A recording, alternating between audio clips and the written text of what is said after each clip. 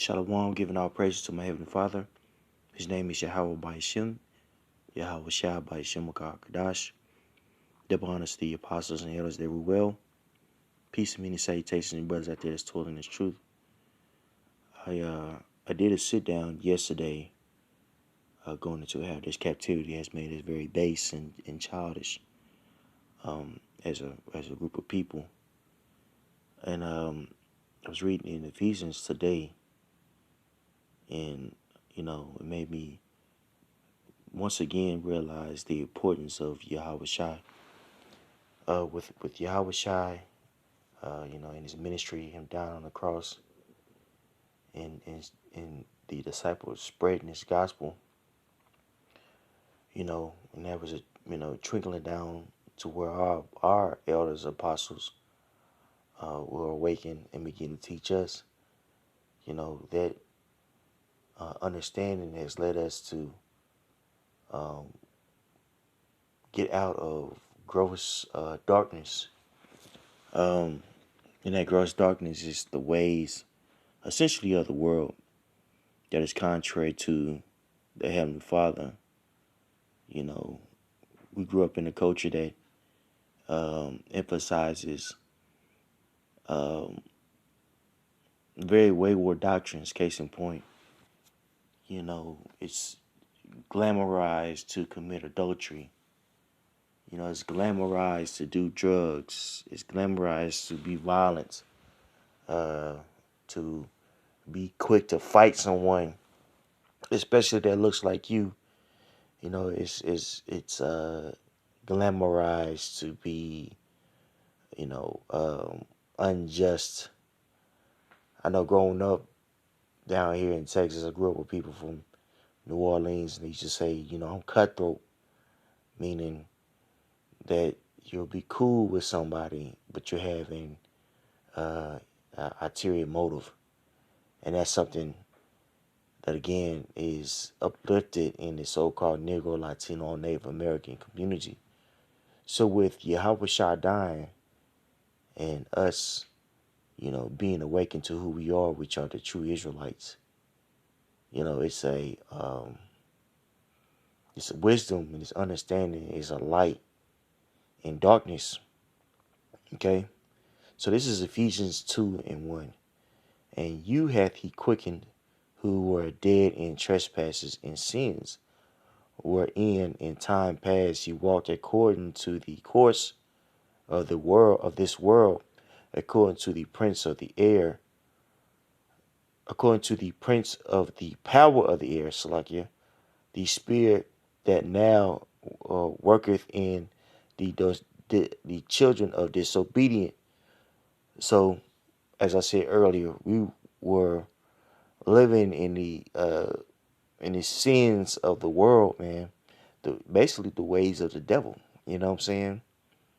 So for us to have this opportunity to be a part of the elect is, something that's beautiful. And just even just having this knowledge, of course, we're not where we want to be, you know, spiritually speaking, what I'm saying? Nobody will be, but at least, we're trying, we're you know, becoming better people, man. I could just remember growing up as being from the country, you know, I'm laughing as I'm saying this, but it's really, kind of disgusting. I would think that, chitlins was a delicacy, and if you wasn't so-called black if you didn't eat it. Those who looked down on chitlins were uppity, if you will, because, us as slaves or as ancestors as slaves, this is what our people had to eat. And unknowingly, I'm breaking the law of the Heavenly Father. And I'm eating something that's disgusting. You know what I'm saying? Like pig intestines, that's just disgusting. Looking back at it, you know what I'm saying? And you had to have you had to have the hot sauce on the side or in the cornbread, or it wouldn't be a good dish. You had to have those, right? So, we grew up And that's just one example. It's just going into, the diet that we have, you know, uh, accommodated here in the U.S. Now we still got people that's with that mentality. That's what's so crazy about it, man. But I say all that to say this, man. With the understanding of this truth, not only has our diet became substantially better than the world, but even get into herbs and things of that nature. You have people that are now apothecaries, man. They can heal Jake with the understanding of herbs, man. You know, and that's astonishing, especially coming from where we come from. You see, so we once were in this the world's mind frame. You know what I'm saying? But the Most High endowed us with this word. And we we are becoming, you know, in the likeness of Yahweh Shai. You know, this is a beautiful thing. Okay, verse 3. And among whom also we all had our conversation in time past in the lusts of our flesh, fulfilling the desires of the flesh and of the mind, and were by nature the children of wrath, even as others. But the Most High, who is rich in mercy, for his great love wherewith he loved us, even when we were dead in sins, hath quickened us together with Mashiach. By grace ye are saved. And this ratification, I want to look up this word quicken, if it's here, because I try to look it up actually in the first verse, but when you look it up in the Greek, it's not actually there. You know what I'm saying? That's why uh, the NIT could be helpful at sometimes too, because it corresponds more with the Greeks at time. You know what I'm saying? So this ratification, if you want to look it up for yourself.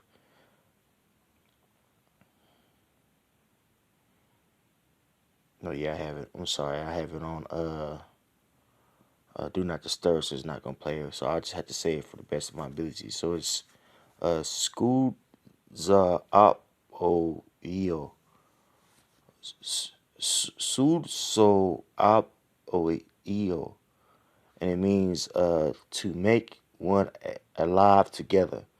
So we were dead in sin, you know, in death, so-called black culture, so-called Latino culture. It breeds death. It breeds wickedness.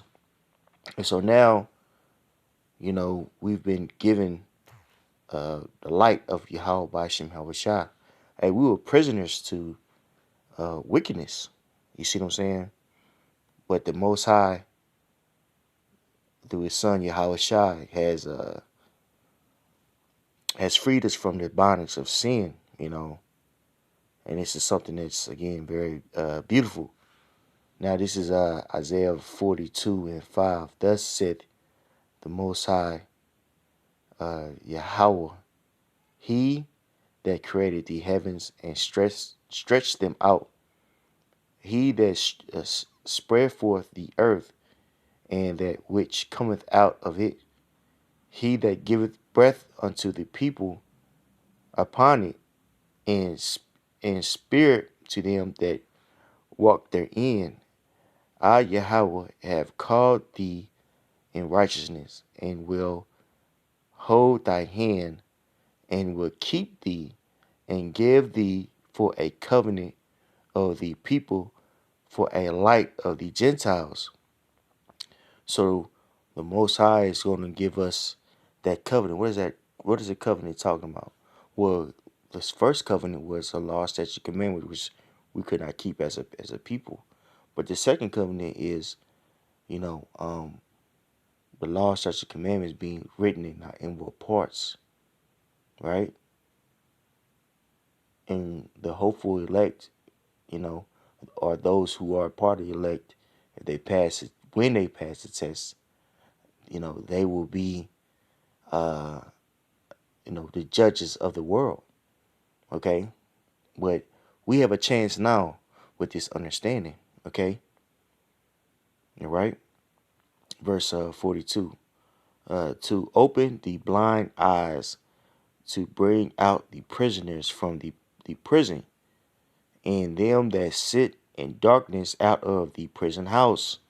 And this is what the Most High has done.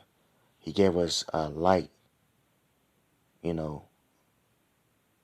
He gave us perspective. He gave us understanding, okay? Out of a dark place, which is dark places, America. America has been very, very dark and gloomy for our people, man. If you look at the state of our people now, it's one that's, very,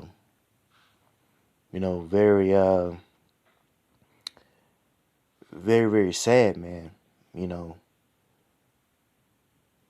death, runs rampant.